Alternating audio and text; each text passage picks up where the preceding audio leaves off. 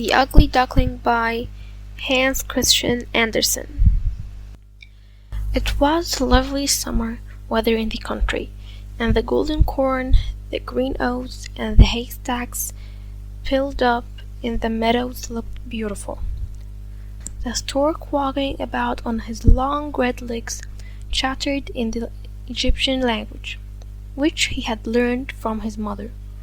The cornfields and meadows were surrounded by large forests, in the midst of which were deep pools. It was indeed delightful to walk about in the country. In a sunny spot stood a pleasant old farmhouse close by a deep river, and from the house down to the waterside grew great burdock leaves so high that under the tallest of them a little child could stand upright. Thus the spot was as wild as the center of a thick wood. In this snug retreat sat a duck on her nest, watching for her young brood to hatch. She was beginning to get tired of her task. Her little ones were a long time coming out of their shells, and she seldom had any visitors. The other ducks liked much better to swim about in the river than to climb the slippery banks, and sit under a burdock leaf to have a gossip with her. At length one shell cracked, and then another, and for each egg came a living creature that lifted its head and cried, "Bee, bee, quack, quack," said the mother. And then they all quacked as well as they could, and looked about them on every side at the large green leaves. Their mother allowed them to look as much as they liked because green is good for the eyes. "How large the world is," said the young ducks, when they found how much more room they now had than while they were inside the eggshell. "Do you imagine this is the whole world?" asked the mother. "Wait till you have seen the garden. It stretches far beyond that to the person's field. But I have never ventured to such a distance. Are you all out?" she continued, rising. "No, I declare the largest egg lies there still. I wonder how long this is to last. I'm quite tired of it," and she seated herself again on the nest. "Well, how are you getting on?" asked an old duck, who paid her a visit. "One egg is not hatched yet," said the duck. "It will not break, but just look at the others. Are they not the prettiest little ducklings you ever saw? They are the image of their father, who is so unkind. He never comes to see." "Let me see the egg that will not break," said the duck. "I have no doubt it is a turkey's egg. I was persuaded to hatch some once, and after all my care and trouble with the young ones, they were afraid of the water. I quacked and clucked, but all to no purpose. I couldn't get them to venture in. Let me look at the egg. Yes, that it's a turkey's egg. Take my advice, leave it where it is, and teach the other children to swim." "I think I will sit on it a little while longer," said the duck. "As I have sat so long already, a few days will be nothing." "Please yourself," said the old duck, and she went away. At last the large egg broke, and a young one crept forth crying, "Peep, peep." It was very large and ugly. The duck started at it and exclaimed, "It's very large, and not at all like the others. I wonder if it really is a turkey." "We shall soon find out. However, when we go to the water, it must go in, if I have to push it myself." On the next day, the weather was delightful, and the sun shone brightly on the green burdock leaves. So the mother duck took her young brood down the water and jumped in with a splash. "Quack, quack!" cried she, and one after another the little ducklings jumped in. The water closed over their heads. but they came up again in an instant, and swam about quite prettily with their legs, paddling under them as easily as possible, and the ugly duckling was also in the water swimming with them. "Oh," said the mother, "there is not a turkey! How well he uses his leg, and how upright he holds himself! He is my own child, and he is not so very ugly after all, if you look at him properly. Quack, quack! Come with me now. I will take you into grand society and introduce you to the farmyard, but you must keep close to me, or you may be trodden upon. And above all, beware of the cats." When they reached the farmyard, there was a great disturbance. Two families were fighting for an eel's head, which, after all, was carried off by the cat. "See, children, that is the way of the world," said the mother duck, wetting her beak, for she would have liked the eel's head first. "Come now, use her legs, and let me see how well you can behave. You must bow your heads prettily to the old duck yonder. She is the highest born of them, and has Spanish blood. Therefore she is well off. Don't you see? She has a red flag tied to her leg, which is something very grand, and a great honor for a duck. It shows that every one is anxious not to lose her, as she can be recognized both by man and beast. Come now, do not turn your toes. A well-bred duckling spread his feet wide apart, just like his father and mother, in this way. Now bend your neck and say quack." The ducklings did as they were bid, but the other duck started and said, "Look, here comes another brood, as if there were not enough of us already. And what a queer-looking object one of them is! We don't want him here." And then one flew out and bit him in the neck. "Let him alone," said the mother. "He is not doing any harm." "Yes, but he is so big and ugly," said the spiteful duck, "and therefore he must be turned out." "The others are very pretty children," said the old duck, with the rag on her leg. "Oh, but that one, I wish his mother could improve him a little." "That is impossible, your grace," replied the mother. "He is not pretty, but he has a very good disposition, and swims as well or even better than the others. I think he will grow up pretty, and perhaps be smaller. He has remained too long in the egg, and therefore his figure is not properly formed." And then she stroked his neck and smoothed the feather, saying, "It's a drake, and therefore not of so much consequence. I think he will grow up strong and able to take care of himself. The other ducklings are graceful enough," said the old duck. "Now make yourself at home, and if you can find an eel's head, you can bring it to me." And so they made themselves comfortable. But the poor duckling, who had crept out of his shell last of all, and looked so ugly, was bitten and pushed and made fun of, not only by the ducks, but by all the poultry.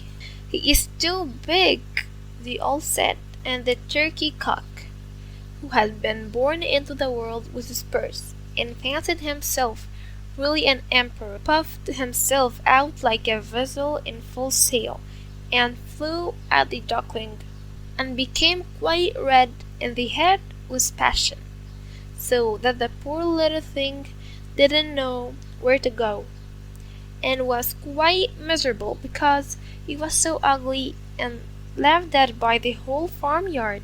So it went on from day to day till it got worse and worse. The poor duckling was driven about by everyone. Even his brothers and sisters were unkind to him, and would say, "Ah, you ugly creature! I wish the cat would get you." and his mother said she wished he had never been born. The ducks picked him, the chickens beat him, and the girl who fed the poultry kicked him with her feet. So at last he ran away, frightening the little birds in the hedge as he flew over the paling. "They are afraid of me because I'm ugly," he said. So he closed his eyes and flew still further, until he came out on a large moor inhabited by wild ducks. Here he remained the whole night, feeling very tired and sorrowful. In the morning, when the wild ducks rose in the air, they started at their new comrade. "What sort of duck are you?" they all said, coming round him. He bowed to them and was as polite as he could be, but he didn't reply to their question. "You are exceedingly ugly," said the wild ducks. "But that will not matter if you don't want to marry one of our family." Poor thing, he had no thoughts of marriage. All he wanted was permission to lie among the rushes and drink some of the water on the moor. After he had been on the moor 2 days, there came 2 wild geese, or rather gosling, for they hadn't been out of the egg long, and were very saucy. "Listen, friend," said one of them to the duckling, "you are so ugly that we will like you very well. Well, you go with us and become a bird of passage. Not far from here is another moor in which there are some pretty wild geese, all unmarried. It's a chance for you to get a wife. You may be lucky, ugly as you are." "Pop, pop!" sounded in the air, and the 2 wild geese fell dead among the rushes, and the water was tinged with blood. "Pop, pop!" echoed far and wide in the distance, and whole flocks of wild geese rose up from the rushes. The sound continued from every direction, for the sportsmen surrounded the moor, and some were even seated on branches of trees, overlooking the rushes.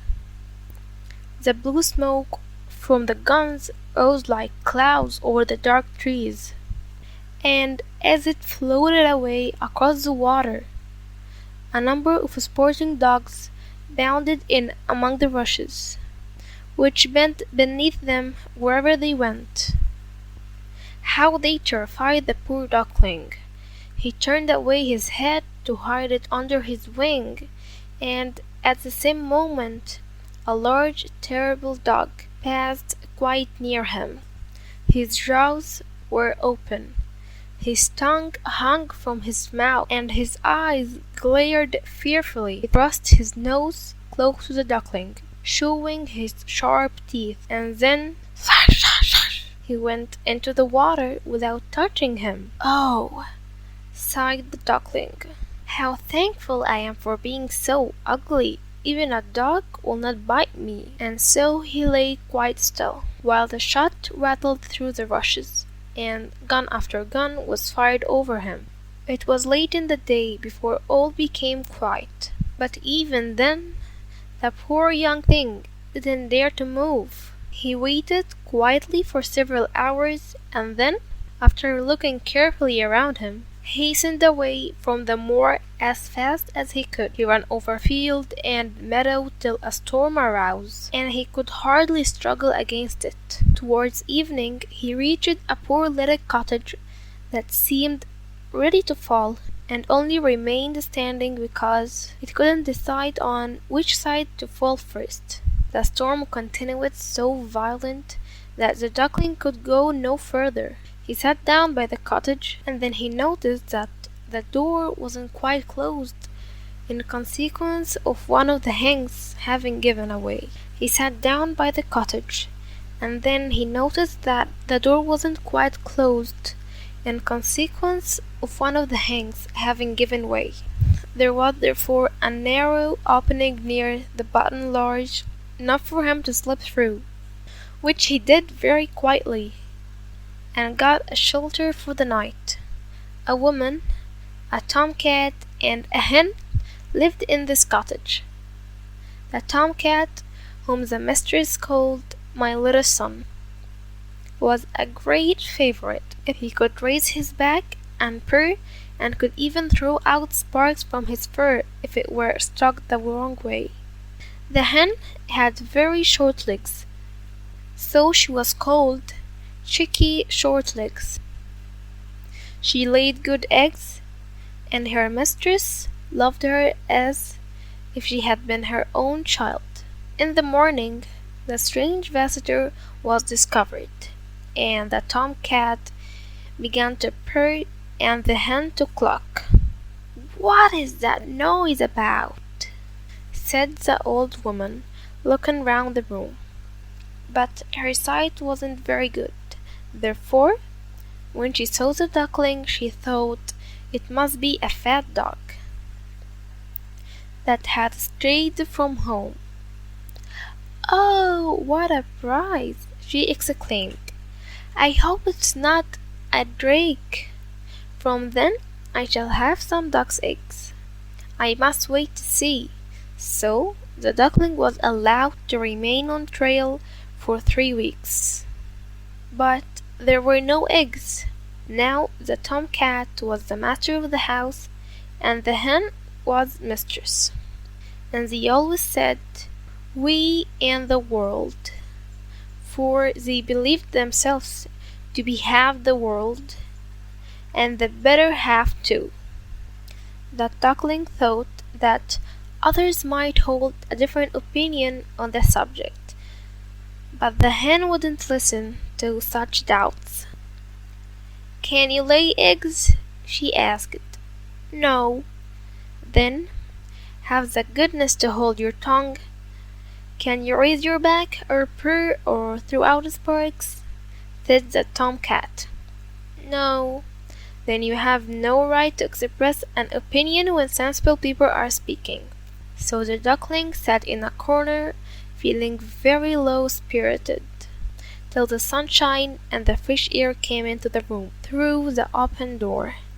And then he began to feel such a great longing for a swim on the water that he couldn't help telling the hen.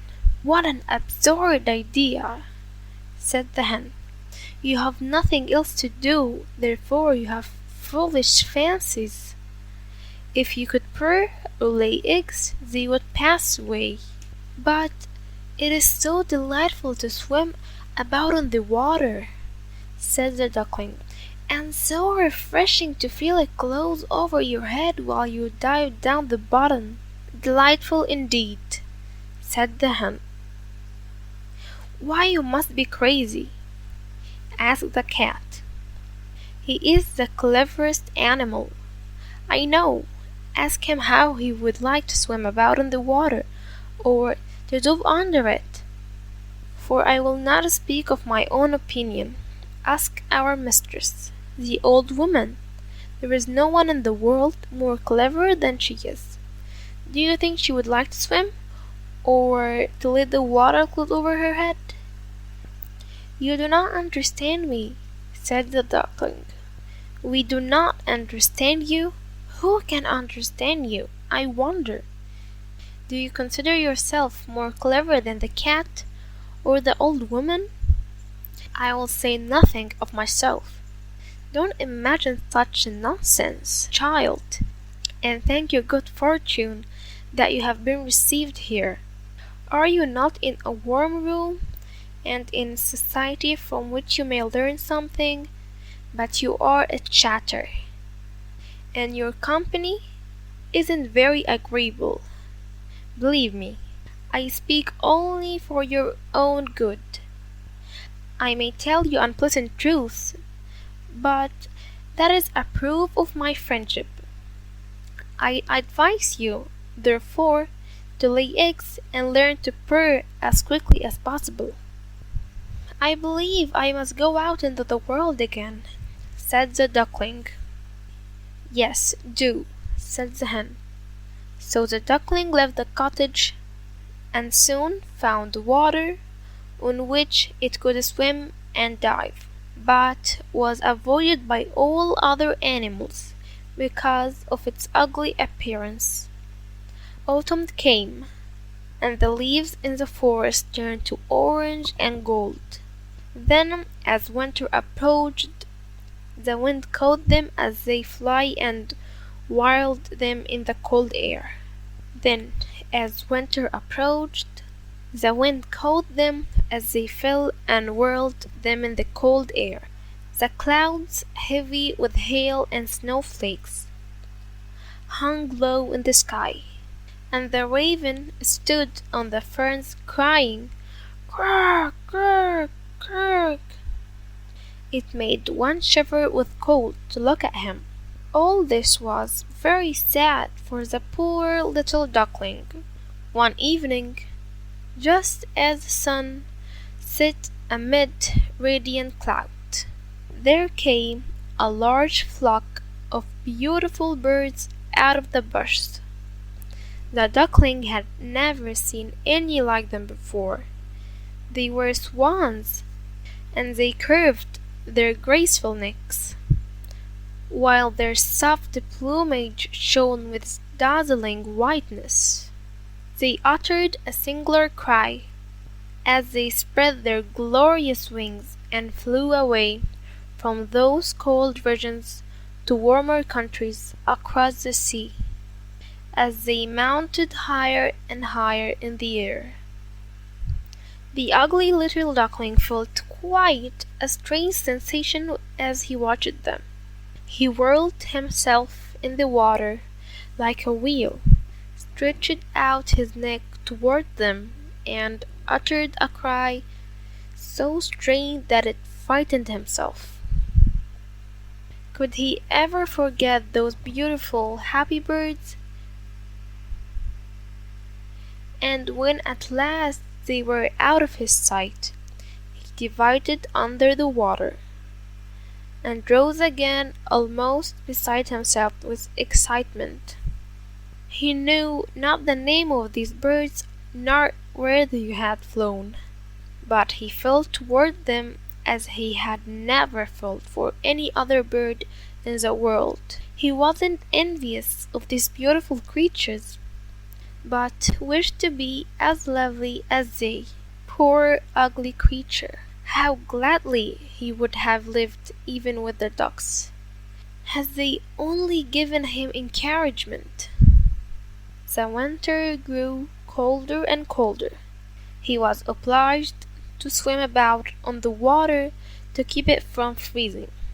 But every night the space on which he swam became smaller and smaller. At length it froze so hard that the ice in the water crackled as he moved, and the duckling had to paddle with his legs as well as he could to keep the space from closing up. He became exhausted at last, and lay still and helpless, frozen fast in the ice. Early in the morning, a peasant who was passing by saw what had happened. He broke the ice in pieces with his wooden shoe, and carried the duckling home to his wife.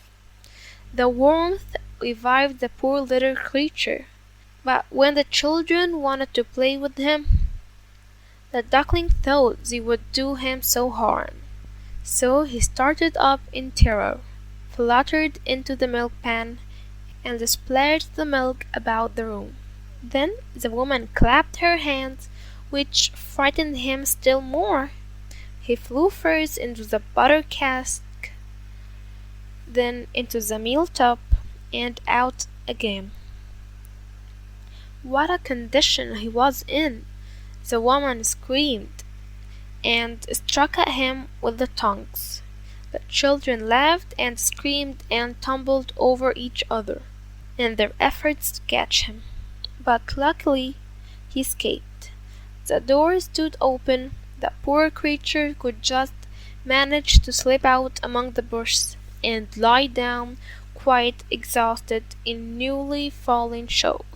Were I to relate all the misery and privations which the poor little duckling endured during the hard winter. But when it had passed, he found himself lying one morning in a moor amongst the rushes. He felt the warm sun shining, and heard the lark singing, and saw that all around was beautiful spring.